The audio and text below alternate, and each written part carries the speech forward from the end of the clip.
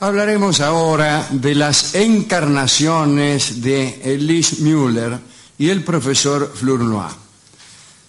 Contaremos un asunto que es un poco esotérico, un poco relacionado con la impostura y un poco amoroso también, ¿no? Esto sucedió a fines del siglo XIX en Ginebra, en pleno auge del espiritismo.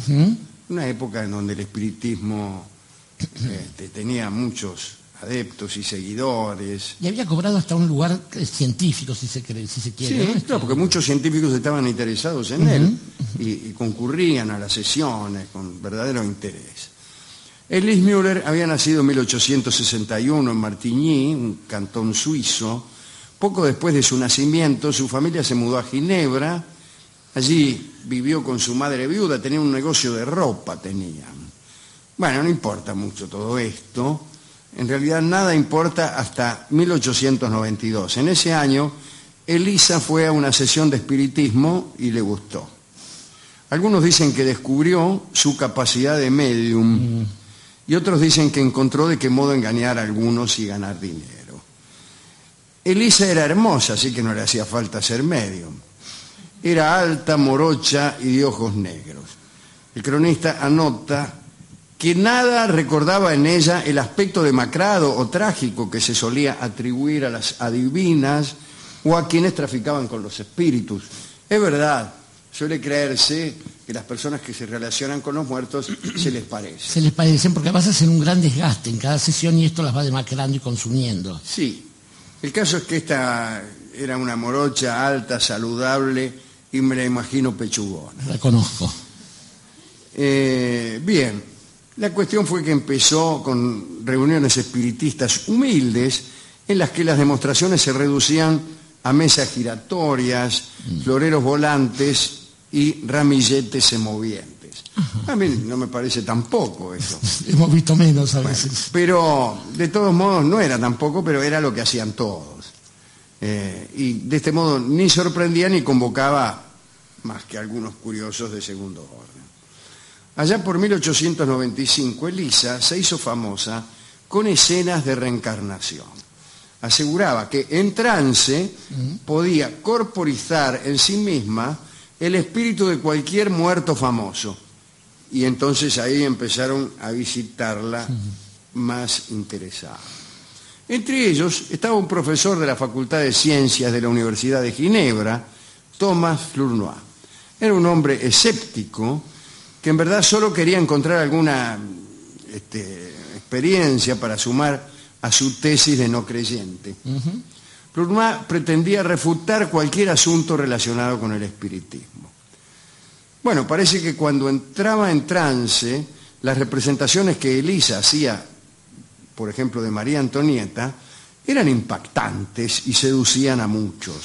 Los más entusiastas aseguraban que Elisa conseguía los más delicados matices de expresión, de encantadora cortesía, de altiva condescendencia o de abrumador desprecio que sucedían alternativamente ante el desfile de cortesanos versallescos que poblaban sus sueños.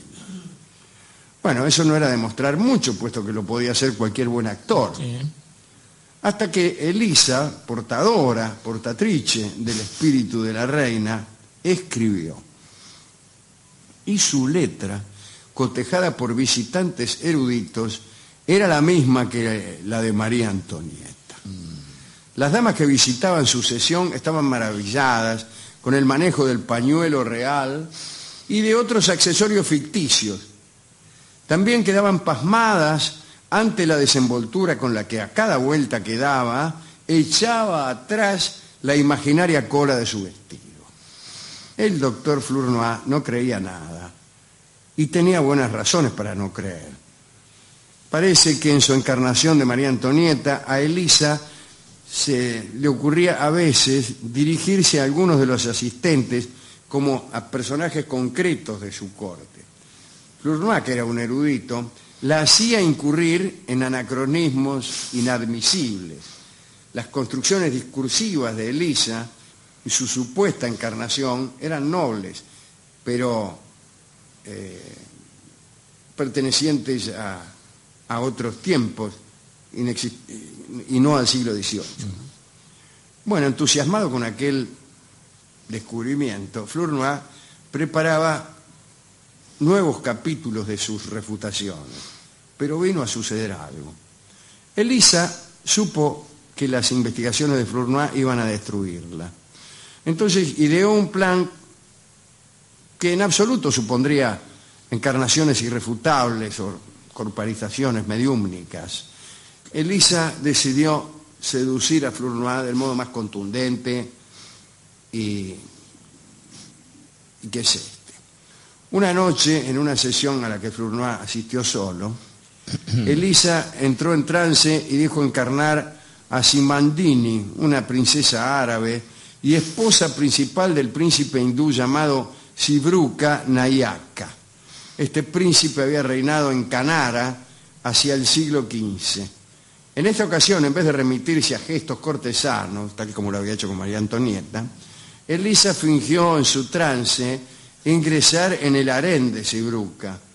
Los movimientos y las expresiones de esta chica fueron de lo más lascivos. Pero caramba. Y el doctor Flournoy fue invitado al amor en el sánscrito más correcto. O sea, querés hacer el amor. ¿Querés? Dice el cronista que Flournoy inevitablemente entró en trance él también y se creyó Sibruka por un momento. Bueno, se amaron. Y Flournoy abandonó todo escepticismo y empezó a creer fervorosamente en las encarnaciones de Elisa. Tanto que siguió visitándola y esperando que los trances volvieran a remitirla a gineseos pretéritos. Por creyente, por enamorado o por agradecido, Flournoy no molestó más a Elisa. Después de algunos encuentros más con otros nombres y otros rostros, dejaron de verse. Y Elise Müller continuó con su trabajo y deslumbró a otros, con apariciones de Catalina de Médicis, María Estuardo o Isabel de Inglaterra. Todas las reinas tenían los mismos gestos, pero eso no importaba. En 1900, una acaudalada millonaria norteamericana, maravillada con los espectáculos de Elisa, le legó una fortuna cuyas rentas le permitieron vivir tranquila hasta que murió, cosa que sucedió en 1929. Uh-huh. Esta es la historia, breve historia, de Elisa Müller, a quien el amor vino a rescatar del engaño, uh-huh, de la farsa. Es curioso, porque estaba pensando que algunas elecciones de esta muchacha eran ciertamente audaces. Por ejemplo, convocar a Marie Antoinette, a la reina de Francia, requería, por lo menos para algún observador racional y pesado, este asunto de la ausencia de cabeza, por ejemplo, ¿no? Claro. Alguna cosa por el estilo. Claro, pero la convocaba antes de la decapitación. Antes de la decapitación. Lo cual es raro, porque raro. En general se trata de impresionar con detalles así. No sé, no estoy seguro. Es curioso. Porque no conozco el oficio del medium y ahora no hay. Ahora no hay gente que por lo menos lo haga con tanto trabajo y dedicación, ¿no es cierto? No. Pero también es curioso ver de qué manera se reciben estas visitas y de qué manera funcionan los interlocutores ocasionales, porque mucho me hace sospechar esto, Alejandro, que aquellos que eran invitados a las sesiones, empezando por el incauto, el primero escéptico y después enardecido muchacho, que funcionan como muchos periodistas de la televisión, ¿no? Esto es, preguntan aquellas cosas que un espíritu e incluso un pavote no tendría ningún empacho en responder fácilmente, y no repreguntan. Le habrán preguntado, por ejemplo, a Elizabeth I, la reina de Inglaterra, cuáles de sus amantes fueron verdaderos, cuántos hijos dejó, qué pasó con las colonias en América, claro.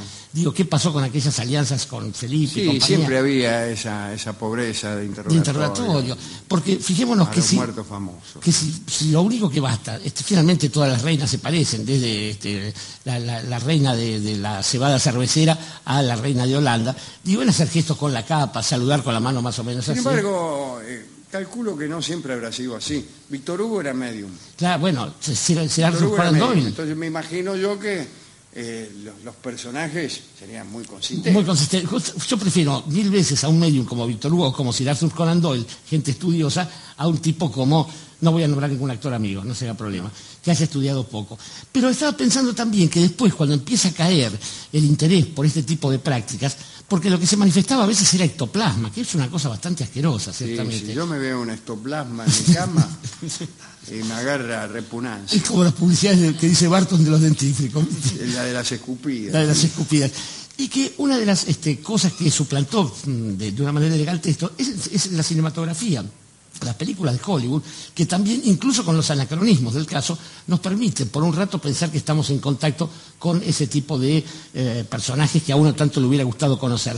Pero mucho antes que eso, hay otro tipo de práctica, otro tipo de embeleco, otro tipo de encantamiento que nos remite a eso, y es nada menos que el amor, allí donde uno efectivamente está hablando con una especie de aparición tan real como pueden ser las cosas, las fantasías que tenemos nosotros en la cabeza, y que después, con el tiempo, quizás malhadadamente o quizás afortunadamente, se prolongan o desaparecen. Y creo que todo esto nos lleva a algo que también nos ha dicho el amigo Borges de la parte de Palermo, y es pensar que, sea cual sea el carácter racional o no, esos minutos que uno comparte en relación con ese tipo de presencias nos convocan inmediatamente para hacer un elogio de la sombra. Y La Sombra es la breve canción que escucharemos ahora. Es un número de Lo que me costó el amor de Laura en la versión de Julia Senco, a la que acompaño yo brevemente. Y la voz de Sandro también dice por allí, ¿no? ¿Cómo? ¿Está la voz? No, la voz de Sandro aparece luego. inmediatamente después, pero no forma No lo convocamos hoy entonces en invocación. La sombra entonces.